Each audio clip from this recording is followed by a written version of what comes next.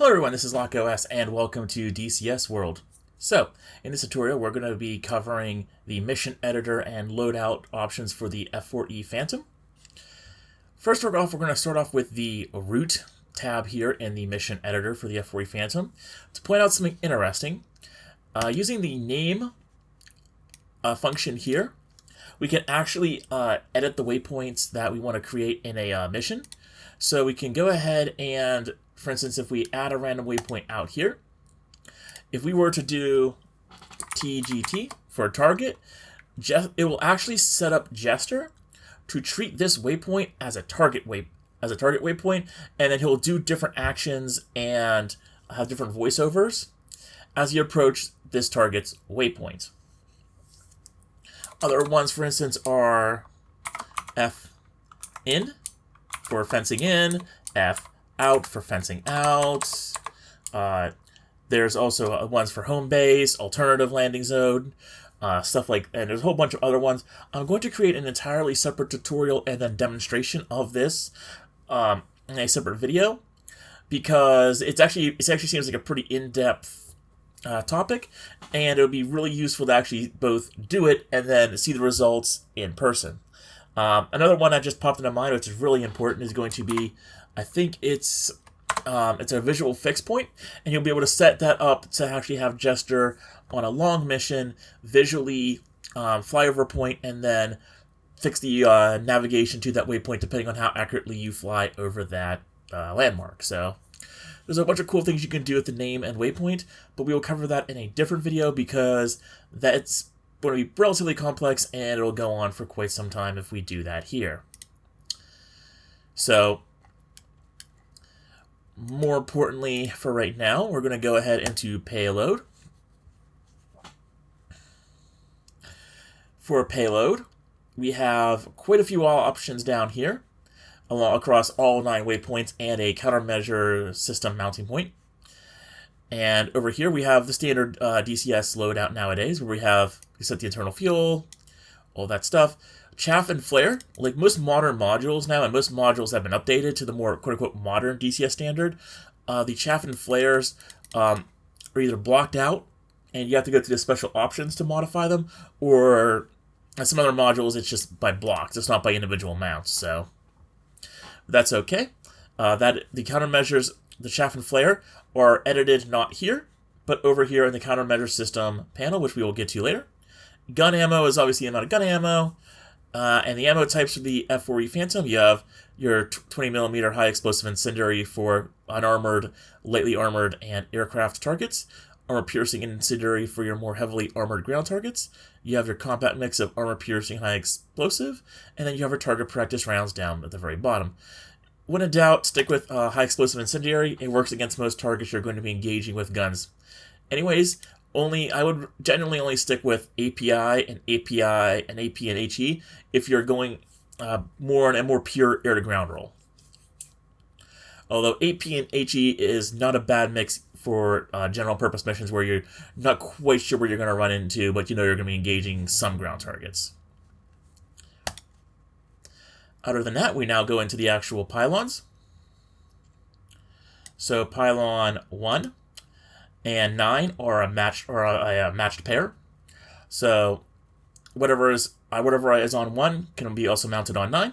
So starting off with the air-to-ground missiles on pylon 1, we have the AGM-12A and B bullpups. The A and the B being a silly more up-to-date version of the A. Not too many differences, but they do exist. And also we have the AGM-45A Shrike as your anti-radiation missile that can be mounted on pylons 1 and 9 for our air-to-ground missiles. Bombs, there's actually quite a few bombs that can be equipped on the wings. You have your Mark 83s in a single or a double. You have various cluster bombs, mostly anti-personnel or unarmored targets, with your CBU 52s, 87s. You have this M117, which is an older style bomb right here. I do believe this might be World War II vintage or Korean War vintage, the M117. There's a mounting for 3, your BDU-33 practice bombs. And then you have your various low drag, high drag practice bombs with the BDU-50 series. Going down, then you have options to mount quite a large number of Mark 81 or Mark 82 style bombs, and the Mark 82s come in your standard, Balut, and Snake Eye versions. Down below that, we actually have a very interesting option. We have the Mark 1 Walleye, and then we have a practice laser guided bomb, single mounting for the cluster munitions down here. 2000, you have a GBU 10, 12, and 24 for your laser guided bomb options. You also have the GBU 8 Hobos, which is a 2,000-pound TV guided bomb. And then you have a single mounting for your Mark 84 in the low drag and high drag variants. And one of my favorite things to play around with on nighttime missions, you have an illuminator pod. Well, it's a flare dispenser pod that drops flares that illuminate the ground, which are the target marker flares, the LL2s. Fuel tanks. You're going to be using the fuel tanks on the wingtips for the majority of your missions, for reasons I will get into later. So 1 and 9 are very commonly filled out with your fuel tanks, especially if you're in a pure air-to-air loadout. Highly recommend using the wing tanks for longer duration missions. The Phantom does have a lot of internal fuel, but it also can and will chew up fuel if you're in afterburner quite a bit. So you can definitely stick with fuel tanks on either on the wingtips for most of your missions that are you're going to be flying at least a decent bit of time. For pods, you also have quite a lot of options for pods. The CBU pods over here are all basically bomblet dispenser pods in various flavors. The bomblet pods are generally only useful against unarmored or very lightly armored targets, and in general, like your infantry and like unarmored trucks and other things like that. They really don't do, even if the target has a moderate amount of, like a little bit of armor, they tend not to do too much, I've noticed, so use these with caution. Also, sometimes static targets that you would think would be able to take damage sometimes don't with these, so do keep in mind when you're doing missions that this is a sort of a wing hit and miss sometimes with their effectiveness, but they are a lot of fun. The bomblets are a lot of fun to use if you know that they will do damage on your target. After that, we have an option to mount 2 target marker flares in the pod option, which is kind of weird because the bomb option gives you the option to mount a single, whereas if you want to mount 2, you have to go to pods and then mount it on this rack here. So I'm not quite sure what's up with that. Just might be a little bit of an oddball thing that might be part of the coding. Other than that, we have probably what is my most fun thing to mount on the wingtips, the SUU-23 gun pod. Always a fun time to play around with the gun pods in DCS. So giant gun pod on the wing if you need more DACA for your air-to-ground missions for strafing. Highly recommend, lots of fun. I will note quickly that the SUU-23s have twice the ammunition as your internal gun. So that is something also to keep in mind with your SUU-23s, is that there actually is a point to carrying them because they carry way more ammunition than your internal gun. It's not just all about the visuals of having a whole bunch of bullets flying out from your Phantom. Rocket pods, you have the option to mount the LAU-3 pods on the wingtips either as a trio or as a single pod, and you get your normal flavors of rocket pods. You have your smoke rockets for target marking, you have your high explosive rounds, and then you have your high explosive anti-tank rounds or heat rounds. So, and again, those come into 3. You can either have 3 LAU-3 pods or just a single pod on each wingtip, and those pods are the 19 count pods, and they're the phony fin aerial rocket pods type rockets, or otherwise known as 7mm 2.75 inch rockets. They go by many names. The Zunis, by the way, are a Navy rocket. They are not on this variant of the Phantom because this is the Air Force specific variant of the Phantom, so don't expect to see Zunis on this Phantom. We're going to go ahead and mount a Shrike on here just to showcase something I recommend later on. So now we get to the inner wing pylons. The number 2 pylon is the pylon in the middle here. 8 is in the middle there, and then the R and L are the little adapters right here that are for the sidewinders, and the Phantom has a wide range of sidewinders, starting from the AIM-9B sidewinder, known otherwise as the GAR-8, which is I believe the first sidewinder variant mass produced. And then you have the B, the J, the Julie, which is the Julie is going to be the one that you're going to be using if you're trying to be a little bit more accurate to some NATO countries. I think the German Air Force used them, and a couple of other air forces that are NATO allies used the Julie as their primary sidewinder variant. Then you have the L, the standard M, that's found on a lot of aircraft in DCS, and then you have your P, P3, and P5 variants, and then you have your captive AIM-9M that's going to be used for training purposes. And then, again, you can mount the sidewinders on HR and L, as you can mount them on the R and L pylons on either the wingtip, these inner wing board pylons. So you can go for a total of 4 sidewinders, and I highly recommend carrying them unless there's a good reason not to. And why there might be a good reason not to is that on pylons 2 and 8, these are actually some of the more important pylons for carrying air-to-ground weapons. Now, if you can, you want to use for your you want to use the special weapons adapter. The special weapons adapter options on any of these options down here are going to be the what's give you the ability to mount air-to-ground stores or any kind of store while still being able to mount the sidewinder. So, special weapons adapter Shrike will allow you to still keep the sidewinders attached to the inner pylon. If we go ahead and say mount a Shrike without the special weapons adapter, we lose the sidewinders here, and that does mean that you are starting to handicap yourself with your air-to-air missile capability. So do keep in mind that if you're going to use any of these weapons that do not have the special weapons adapter listed, you're going to lose the ability to carry sidewinders on that pylon, and you're going to be limited to Sparrows.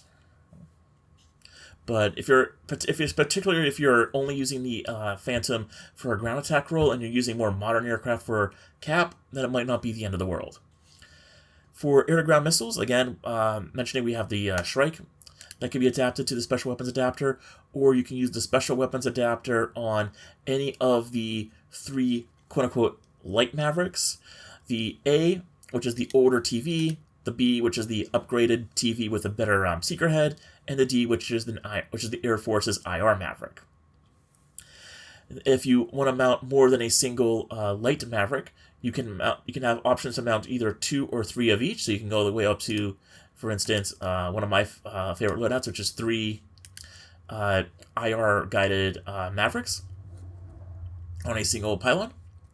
You also have the ability to mount the bullpups in the of the A, B, and unique to the 2 and 8 pylons, the bullpup C, which is, as you can see, a much thicker missile, which is because the warhead on the C is double the size than of the A.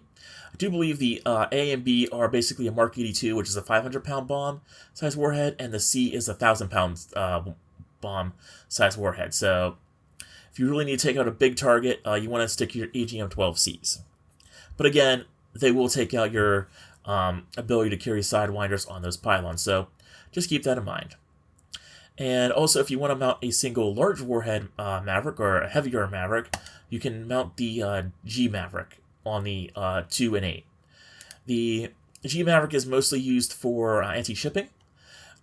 The D Maverick, or any of the quote-unquote lighter Mavericks, will still take out any ground target. It's just a matter of if you want to take out ships, then you want to maybe switch over to the G. Also, using the special weapons adapter, we actually have quite a lot of options for carrying bombs. We can carry your practice bombs, either regular, laser-guided, high drag, low drag. You can carry a lot of the cluster bombs, carry the 500-pound laser-guided bombs. Also, on the inner board pylons, you can start carrying rock eyes, which are your anti-tank cluster bombs. And they can carry Mark 81s, 82s. Also, interestingly, starting on 8 and 2, you can start carrying the Durandal anti-runway bomb in a package right there. Thankfully, the Durandal bomb does give you the option to use a special weapons adapter, so it's nice that you do have quite a lot of bombs here, and including the Durandal to use carry Sidewinders as a backup weapon for self-defense. And again, just going down there, practice laser guided bomb and a single mount with a special weapons adapter. That's an option too. And then you have a whole bunch of other bombs down here, and varying increasing sizes and quantities. Then the wingtips. The important thing I find is starting on the inboard wing, you can also carry the AGM-62 Walleye Mark II, or what's the guided weapon Mark V, but it's the Walleye II. And it's obviously a bigger cousin than the original Walleye. In fact, we can bring up that for a comparison. So that's the Walleye 1, that's the Walleye 2. So we have that as an option right there. And then you go down, again, just similar options to the outboard wings. Just you can adjust that you can have a slightly higher quantities of different types of bombs on the inboard wing. So we're going to go ahead and use the special weapons adapter. Actually, in fact, we have covered here pods. You can mount on 2 and 8 the ECM pod. It's kind of silly to mount the ECM pod on the wing, especially if you're doing siege work, because you want to use 2 and 8 to carry more munitions, because a different pylon in here will actually carry the pod as well. So unless you're using it with a targeting pod, there's no real reason to carry the ECM pod on the inboard wing pylon.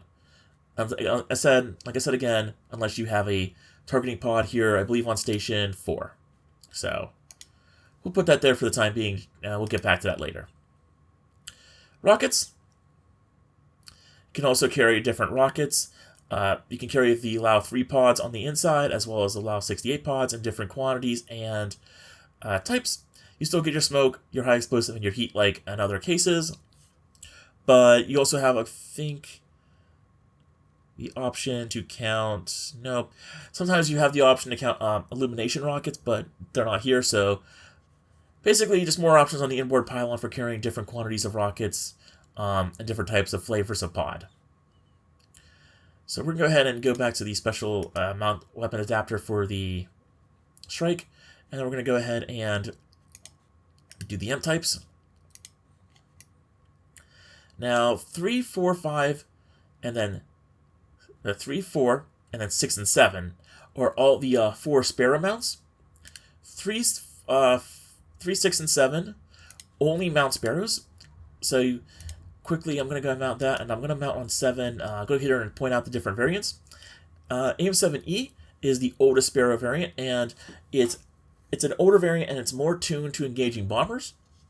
The AIM-7E2 Sparrow semi-active radar is the variant. The -2 variant is going to be your one that's going to be more geared towards engaging fighters. Has a bit better performance against fighter aircraft, but it's going to lose some range for. You're not going to get as long-range shots. You're going to gain the ability for it to turn and track fighter-sized targets and fighters a bit more effectively. So, E's against bombers, E2's against fighters. The F is an all-around improvement over the E series, and the M is the modern variant. Also to note, both of the E's have a 4-second countdown from the time of lock to the time you can fire the missile. The F cuts that in half by 2 seconds, and the M doesn't require any lock-on, quote-unquote, warm-up time in order for it to engage a target. 4 also can mount sparrows, but for air-to-ground operations, it can also mount the ECM pod right here. And if you're just carrying shrikes, highly recommend carrying the ECM pod up here. Or if you're not doing any laser-guided weapons, highly recommend the ECM pod up here for any air-to-ground operations involving SEAD or DIAD. If you do have laser-guided bombs on your aircraft, the PAVE Spike pod is what you're going to be using to guide those laser-guided bombs onto target. It's really only used to guide laser-guided bombs onto target. You can use it kind of as a recon pod to spot targets from the air and then engage with other weapons, but there's no handoff capability. It's very much a camera with a laser designator that you can use to laser guided bombs onto target with. That's pretty much the only reason that the Pave Spike really exists in DCS at the moment. So you have the regular Pave Spike and the Pave Spike Smart Fast Track. The Smart Fast Track is an upgraded variant with better electronics and mechanics. So if you have the option, always go for this Fast Smart Track. The targeting pod rack down here for the Pave Spike without the Smart Fast Track is a bit slower. It's a bit rougher to use a little bit, but highly recommend, again, the Pave Spike Smart Track if you can get it. Since we're going for a DAD loadout here, we're going to go ahead and just have the pod rack the ECM pod right there. Number 5 rack is kind of important to be aware of what it can mount and what it can't mount. The 5 pod rack, number 5 pylon rather, does do some weird things. Depending on what you mount here, there is a decent chance it could theoretically block the front 2 sparrows from firing. So if you're in a situation where you need extra fuel, the fuel tank, the Sergeant Fletcher 600-gallon fuel tank up here, as you can see, definitely blocks the front left. Let's see here. That would be the front right sparrow at number. Let's see here. I believe that would be number 6 pylon from firing. It also blocks the number 4 pylon from firing. So if you are using the centerline fuel tank, do be aware that you have to drop the centerline fuel tank to use 2 of your sparrows if you're carrying them up front. Or in this case, if you're in an air-to-ground configuration and you have something up here on this one pylon, then you'll only be blocking 1 sparrow, but you're still blocking a single sparrow, so do you really want to do it? Probably not. But if your primary mission is air-to-ground, then it's not the end of the world, so do keep that in mind. You can use the centerline pylon for fuel, but it's not highly recommended, especially for air-to-air loadouts. I would never take the centerline fuel tank for an air-to-air loadout unless you really somehow need that ton of fuel. And the Phantom doesn't really like to be... You don't want to be super heavy getting into a dogfight, so there's no real need to take the centerline fuel tank. I would highly recommend instead taking 1 and 9 fuel tank of the 300-gallon fuel tanks on 1 and 9 over the centerline 600 fuel tank for at least air-to-air missions. Air-to-ground, different story. What else can the center pylon mount? Well, we have a decent bit of bombs. So again, we have our standard selection of 1,000-pounders, clusters, practice bombs, all the like. We have the option to mount 6 Durando bombs, which is pretty swift, pretty nice for doing those anti-runway missions. No laser-guided bombs are available to be mounted on the center rack, though. It's all all iron bombs and some cluster bombs. Pods, we can mount a single dispenser pod. The bomblet pod down here in the middle can mount it in the different flavors that it has, different bomblet types and amounts. You can also mount a double pair of the target marker flares in the center pylon. And you can also mount another gun pod. And I do believe for a fact that this gun pod is one of the things that does not block a Sparrow launch. I say that with absolute confidence because I do remember pilots in Vietnam on the Navy side where their Phantoms omitted the gun and had a shorter nose. They would carry their gun pods on the center pylon to give themselves the ability to have a gun for air-to-air dogfighting. So I do believe that the SU-23 here does not block Sparrows. So that is an option for a guaranteed pod that won't block your Sparrows. Other than that, we have the ability to mount rockets as our final option here. And again, it's a trio mount of your standard 3 rockets down throughout the rest of the aircraft in your allow-free pods. So you do have the option to carry quite a lot of rockets on this Phantom if you really want to. Now it is interesting, by the way, that it doesn't block you from the ECM pod. Now that I look at this, it's kind of blocking that rocket pod. So do keep in mind that is a thing. I don't know if DCS will recognize that, and the random rocket will hit the pod and blow you up. But that might be a thing, so do keep them out of mind. At least the gun pod would probably shoot past it pretty reliably. And that's it for the Phantom. Something to note with the Phantom and the Shrikes, because this is not this is something that might not be super common knowledge. With the new flares and the new fuses, new fuse system, the Shrikes do require you to install a guidance unit onto the Shrike to guide it onto the right radar type. So you are going to have to either on the ground in the mission, or if you're creating your own mission, especially if you're a mission creator, you're going to make sure you give your Shrikes the right secret for the target that you're going to be engaging. You can use a Mark 50 band. You can use a Mark 50 which bands E through H, because that will cover pretty much I think that will cover everything on this list, pretty much.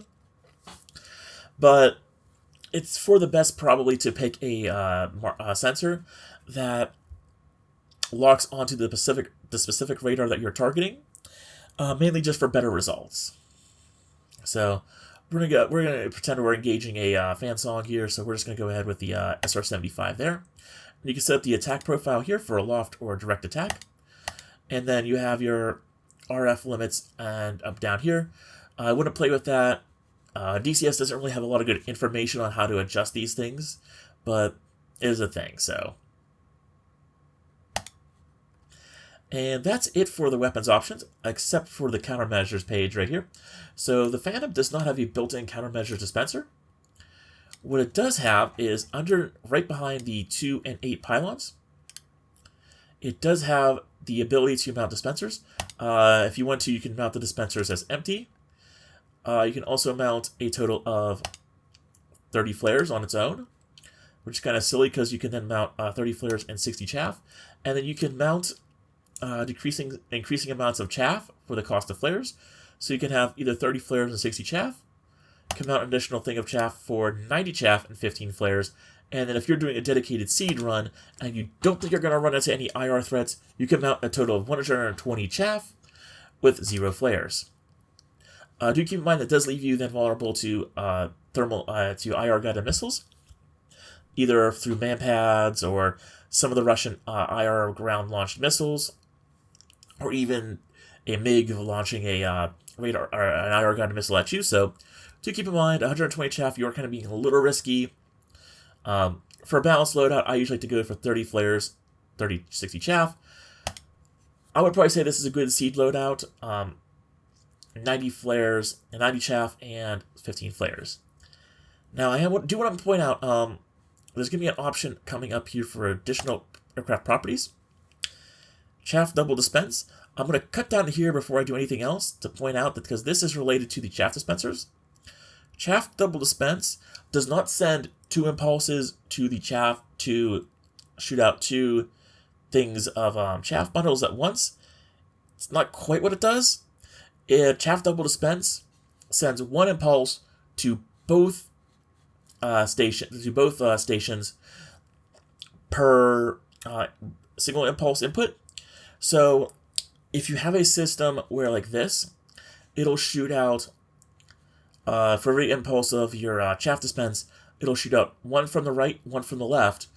But because I have an unbalanced loadout, it'll do 2 halfway through, and then when it gets to the last 30, it'll only shoot out a single one from the one side. So do keep in mind that with the chaff dispensers, if you do select the chaff double dispense, it's going to be 1 from each side of the aircraft dispensers, not just 2, period. So do keep that in mind.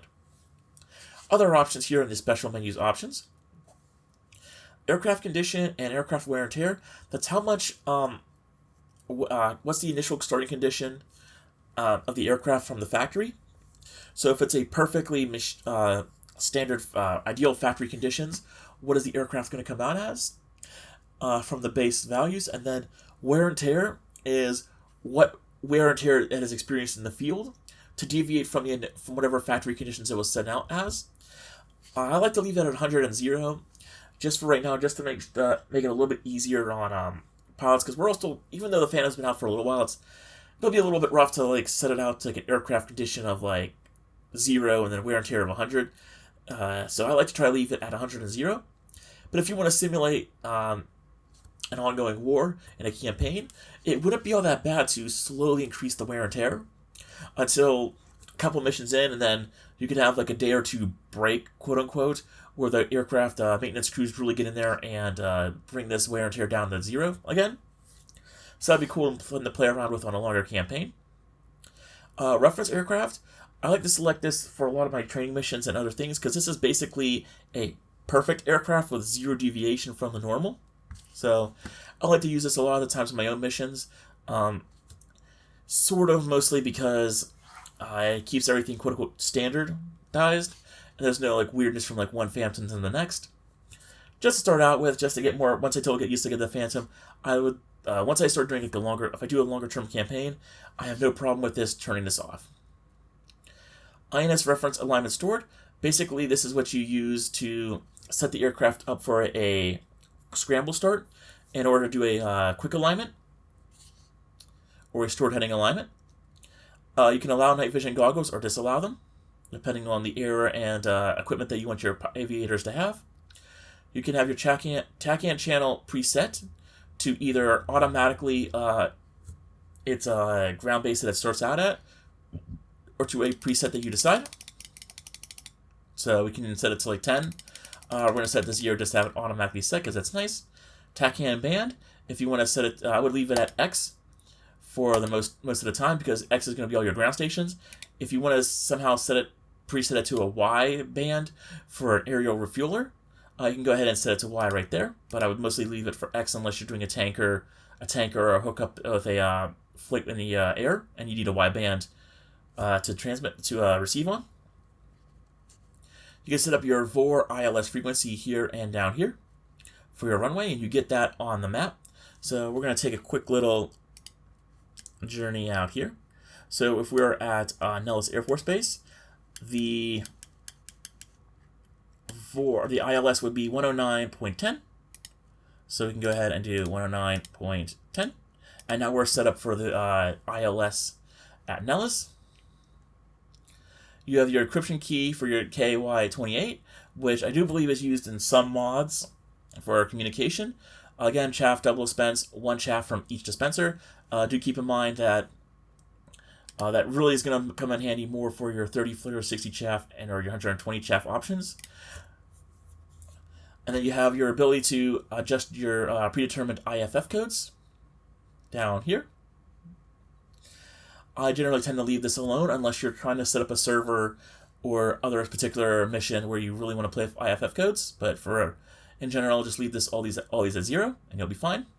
And you can set your target pod laser code, the initial starting position of the target laser code for the targeting pod. So 1688 is the DCS standard. And lastly, but not least, we have the radio channel setup here. Radio channel setup is fairly standard for a DCS aircraft with an interesting deviation. So you have your 18 comm channels up here. These are channels you'll be able to transmit and receive on. Your auxiliary channels you can only receive on. So do keep in mind that for your UHF auxiliary channels are going to be ones that you're only going to be listening to. So your AWACS, so you can use the auxiliary channels for ideally AWACS to listen in on AWACS or GCI reports to get to enhance your situational awareness, or if you need to listen to a ADF beacon, you can actually tune these frequencies here, and you can only tune them in the mission editor. So mission editors, you're gonna have to know what your frequencies are going to be here to put them in here, because otherwise your players won't be able to adjust them. But you can tune them to ground stations, and then you can use these to navigate to ADF beacons in the mission. Otherwise, your UHF channels up here are adjustable, and you can use these. You can even have a manual radio in the cockpit that you can program. So it's not the end of the world if you don't have a frequency, but ideally for your mission, for the sake of your pilots, program these to the right values so that no one gets lost. And that's it for the F-4E mission editor / loadout guide. Except for I want to cover a couple of loadout options here. For SEOD, the couple of notes: the shrikes are sort of notoriously ineffective in DCS, and that's kind of how they were in real life. So I would always at least carry 2 shrikes on a mission, if not 4, if you want to make sure you're going less for suppression and more for destruction. So that's going to be an option. Carry 4, at least have one of your aircraft carry 4 shrikes, and then use your centerline pylon to carry something that can destroy the remainder of the site, or at least damage it heavily. You also do have an internal gun, which also works well against the site once it's been cleaned up a little bit.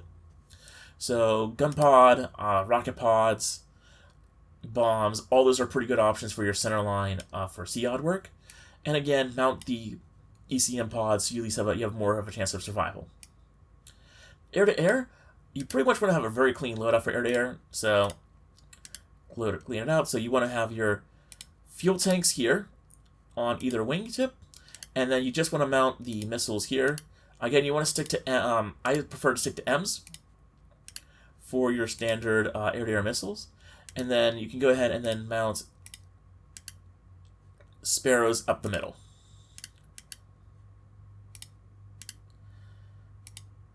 Now, depending on what server you are on, if it's a Cold War server, they may bump you down from an M to an F for your Sparrows, so keep that in mind. And then you may also get bumped down from an M to an L or a J, so do keep in mind with your Sparrows, this might not be the your only air-to-air loadout, depending on what server you fly. So this is pretty much your standard air-to-air loadout in a Phantom. You want to be relatively clean, and yeah, the Phantom has lots of power, but there's no need carrying extra ordnance, and especially do not carry a centerline fuel tank, because that'll block the 2 frontline Sparrows. Other than that, just make sure, again, if you're carrying any laser-guided bombs, you carry the paved spike targeting rod rack, unless you have a someone else doing airborne, like a JTAC or something else that you know is going to be in the position, then you can omit it. But do you really want to? There might be sometimes it's just best to carry it on your pod just in case. But if you do have the option to use a JTAC for certain, then you can omit the pod if using laser guided bombs. Otherwise, just carry it along with you. And other than that, I will say with the Phantom, don't worry about fuel too much. You can actually fly the Phantom if you're careful on your afterburner usage. You can fly the Phantom for quite a long time without any external fuel tanks. So for air-to-ground missions, you don't have to worry too much about carrying extra fuel. But if you want to, highly recommend sticking to Station 5. That will knock out your ability to use Sparrows on 6 and 4. But then on Station 4, you'll be able to mount either an ECM pod to have a bit better defense against radar-guided threats, or you can carry a smart tack, the fast smart track targeting pod rack for the pave spike to get guidance on your laser-guided bombs to make the use out of them for your air-to-ground work. So it's not the end of the world for air-to-ground usage. It's not the end of the world. Even with omitting the 1 Sparrow and blocking your Sparrow with a fuel tank in the middle, you will always have access to at least 2 Sparrows for self-defense. Depending on the loadout, you might lose your Sidewinders, but again, you'll at least have Sparrows for a bit longer range defense, and the internal gun for close-in work for if you have to start going to a dogfight. So it's not the end of the world that you lose your Sidewinders, but again, it is a thing that you have to be concerned about. So regardless, that's now actually everything I could think of for the Phantom. Quite a lot to cover. It's a very complicated aircraft to build missions for just because of all the weapon options and all the options Heatblur added, but it is beautiful. And it's really good to have an aircraft with this many options regardless, because now you can go out and use this aircraft in all your missions and create some that covers the Phantom's wide variety of roles. So until next time, this is LockOS, signing out.